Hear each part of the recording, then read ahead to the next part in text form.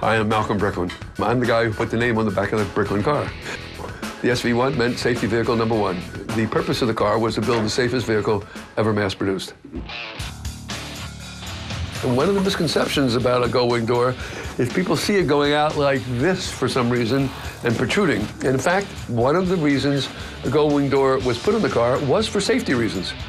We actually would pull the car into about this far away from another car.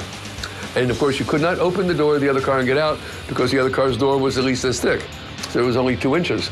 Our car went like this, did not go out, it went straight up like this.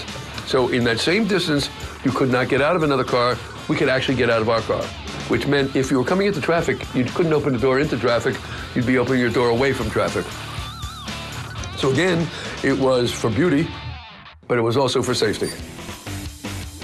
When I was developing the car between 72 and 74, I got a call from John DeLorean, who I had known because his brother worked for me in a company called Fast Track. And he gave me a call, and I met him in his Stretch Chevrolet when he was in charge of the Chevrolet division in General Motors. And he wanted to see the people who were working on my car, which were a lot of the people I had hired from the Corvette team.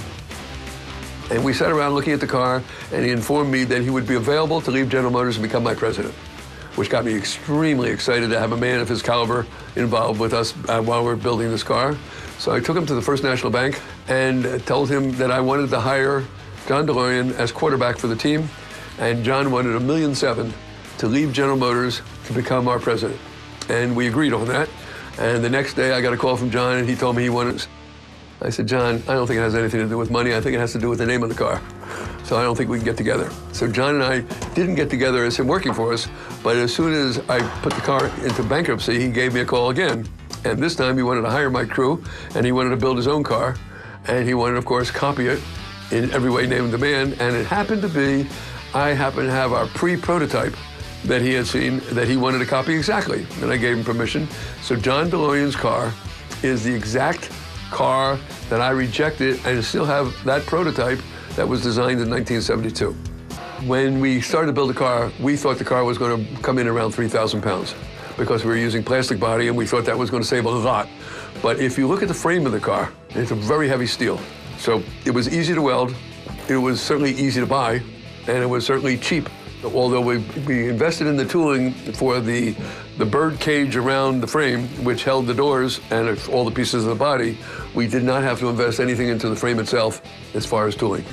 I think it's a Canadian car. It was engineered in Detroit. It was conceived in the United States, but it was developed actually in Canada. And I think it was an achievement to the political power of a man by the name of Premier Hatfield, who his whole goal in this whole thing was try to bring somebody to his province that would bring notoriety to a province nobody ever heard of. And the truth is he accomplished that big time.